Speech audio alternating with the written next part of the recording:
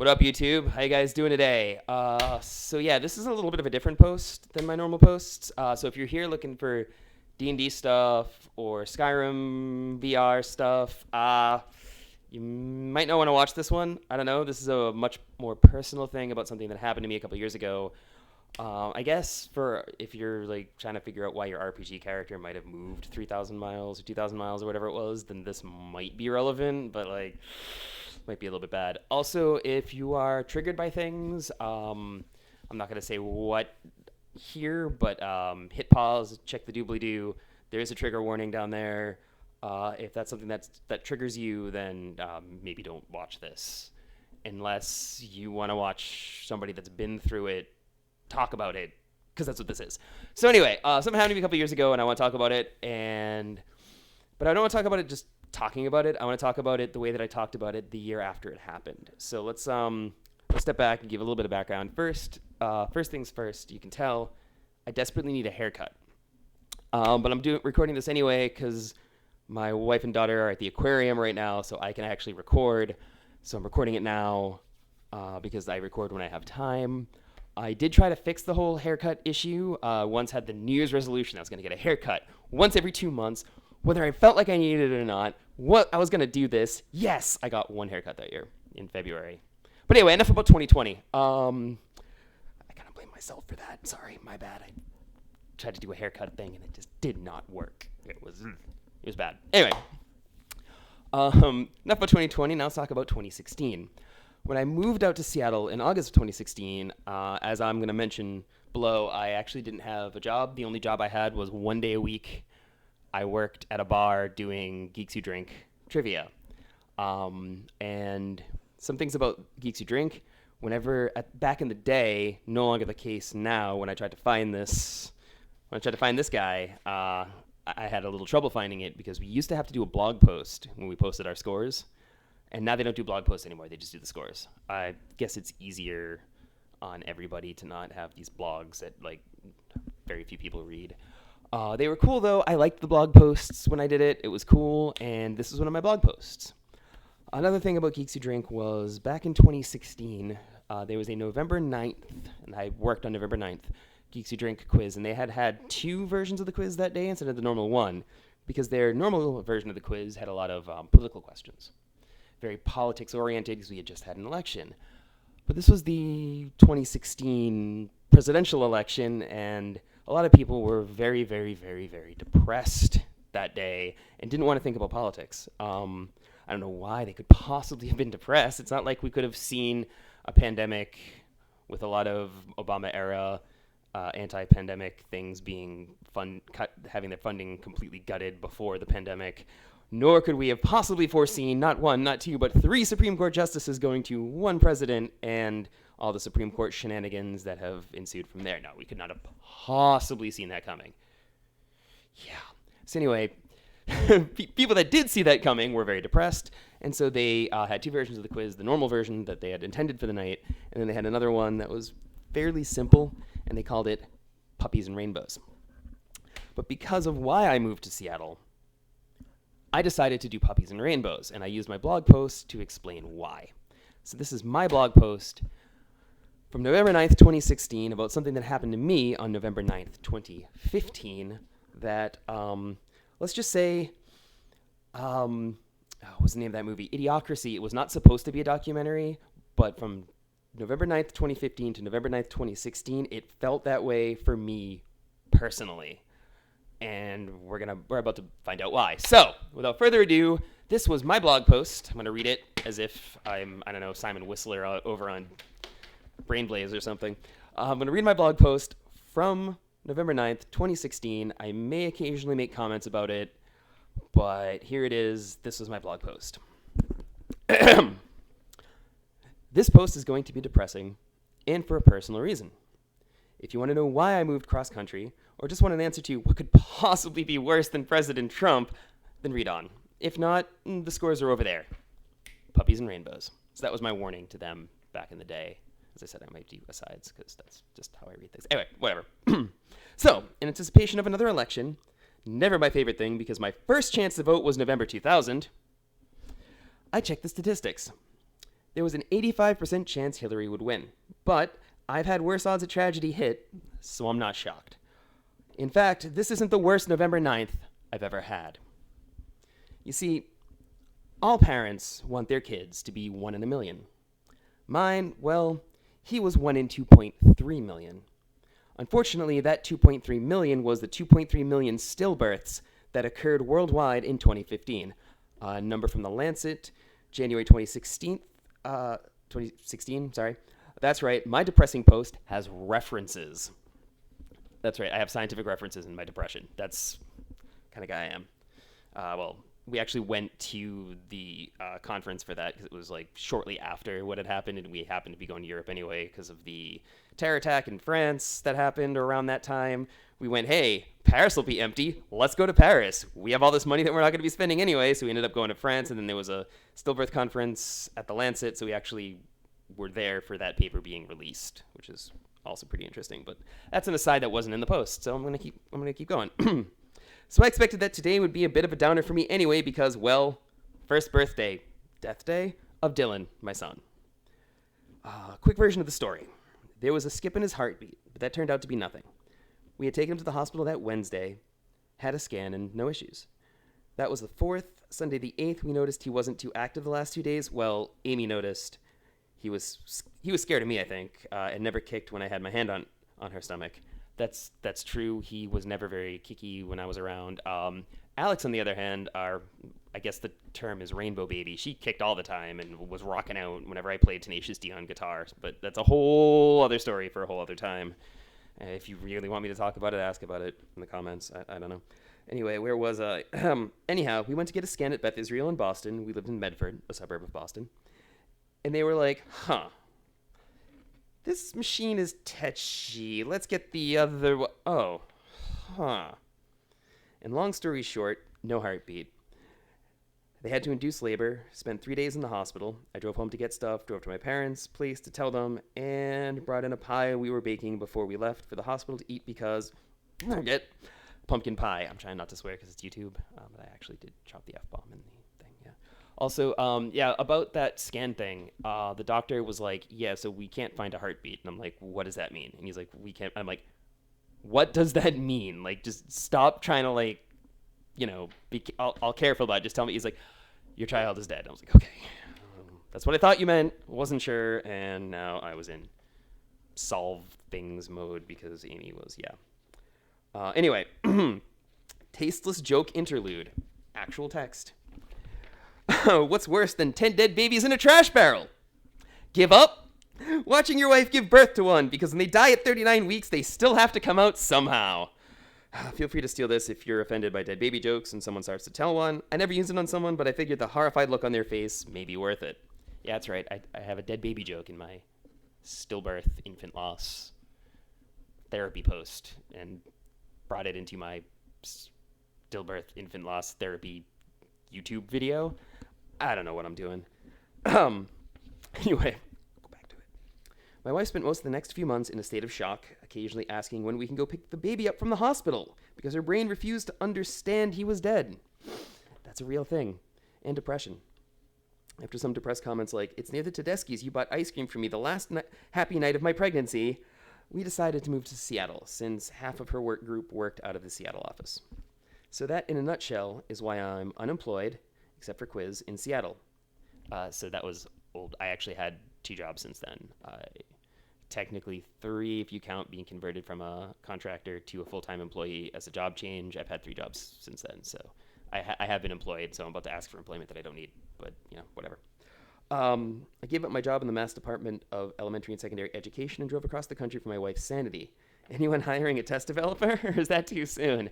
By test developer, I meant standardized testing, not test developer, the technical thing, which is what they actually hire around here for test developer, because that wasn't what I did. I wrote physics tests. Anyway, to celebrate Dylan's first birthday, we went for a long walk, bought a candle with a bell jar we can snuff. I'm going to bake another pumpkin pie, since that's what I was doing when we found out. And my wife came to quiz with her childhood best friend, who lives in Kirkland, and some of her new Seattle friends. So yeah, Puppies and Rainbows. So that was, I should have hit it when I said Puppies and Rainbows. There we go. that was my blog post from then. Yeah, it was a sad day. It's been, God, I want to say 7 years. This is 2022, so it's been 7 years. He would have been 7. That's insane. Yeah, wow, he would have been 7. That's insane. But that was what I wrote in 2016, the year after the stillbirth. Yeah, it was painful then. It's slightly less painful now because, and I hate it. I hate this, but they always say, "Oh, you can always have another one," which is the worst thing you can possibly say to somebody who had a stillbirth. But it is true. Alex, my daughter, she has like enough life force for like 3 kids. She's an amazing human being. I love her to death. My life turned out fine. I'm okay. My wife's finally okay. It did take a while though. She was in shock for months, like just staring at the wall. Like if that spot on the wall had moved, we would have known about it. Just put it that way. I actually bought and learned how to play guitar in my 30s because of that. I don't play that much anymore. I think it was more of a depression than a LARP thing. I don't LARP anymore, and I'm out of it now, but that was, as I said, 7 years ago. It takes time to get out of these things. So yeah, and that was what I wrote a year out when it was still very fresh in my mind. And I guess the sad thing, and this kind of talks about modern, toxic masculinity or whatever you want to call it, and the modern state of men and males, etc. I didn't actually cry for a very long time.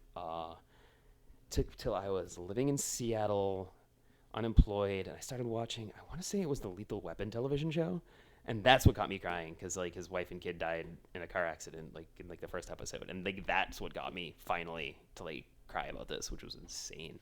I'm very close to doing so now, but I'm trying not to because I don't want to cry on video. I don't know why, it's just a thing. But yeah, the sadness is real. The struggle's real, and if you've experienced a stillbirth, you want to talk about it in the comments, please do. Yeah, I know how you feel, and I know people usually focus on how the women feel. In that Lancet article, they kind of talked about this and how like men tend to get ignored when it comes to stillbirth, but we're feeling it too. And obviously the woman feels it worse because of that intimate connection of carrying the child for however many weeks before it happens. And stillbirth is usually defined, I want to say it's like after 20 weeks. I think the Lancet said 20 weeks. I think it was 20 weeks.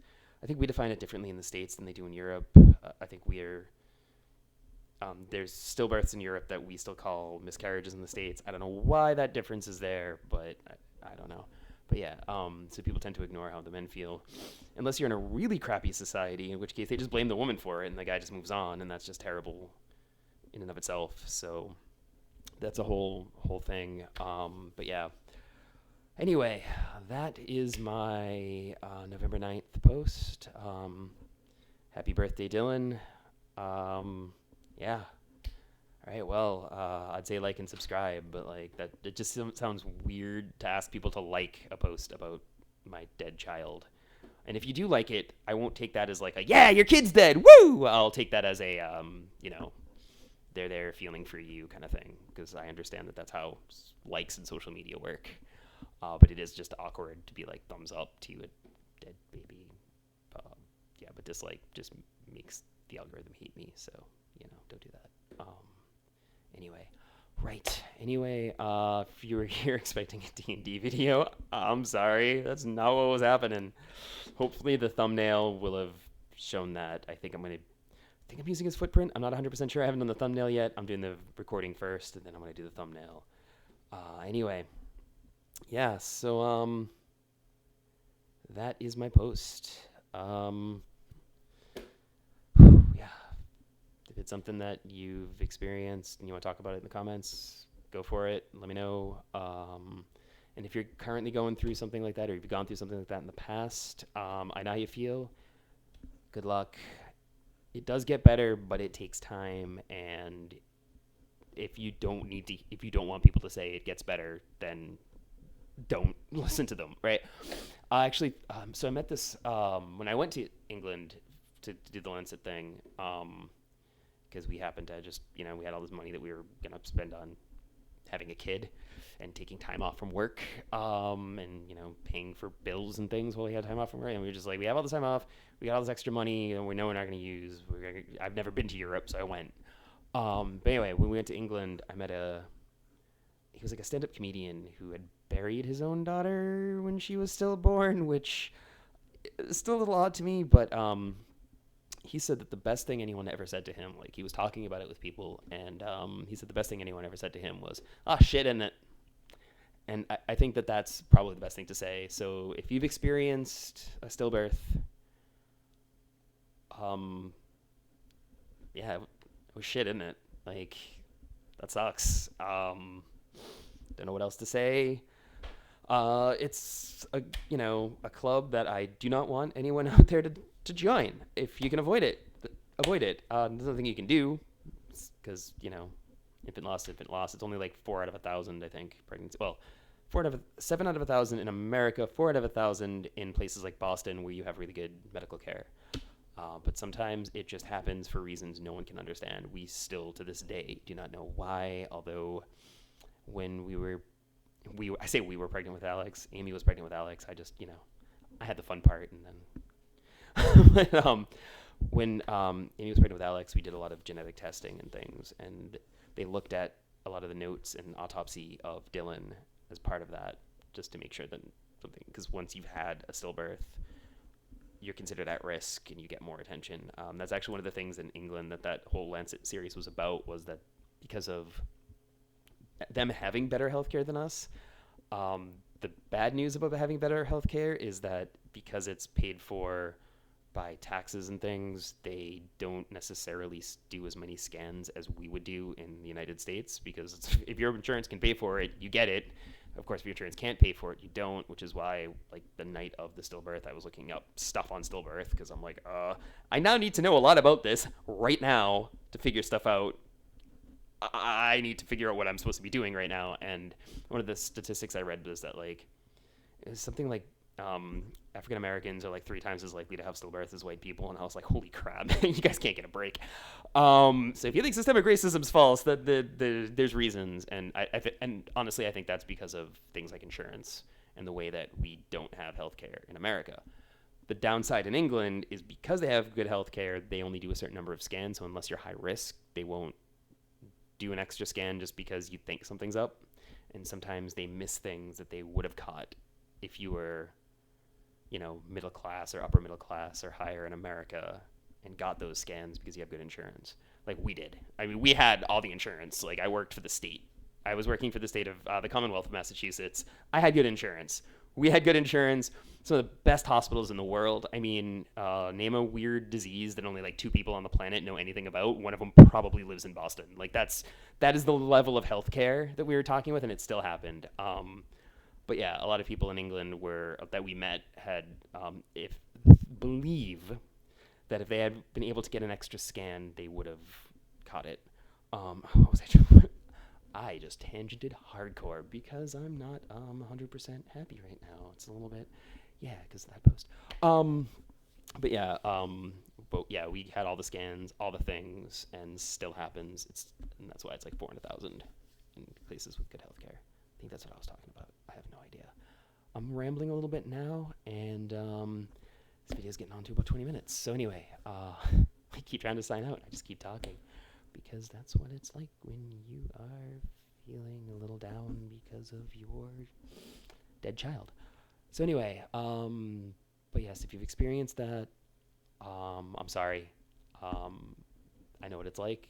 I know what you're going through, and as that guy said in England, it's shit, isn't it? All right, on that note, I'm going to sign out. Peace out, and Dylan, happy birthday.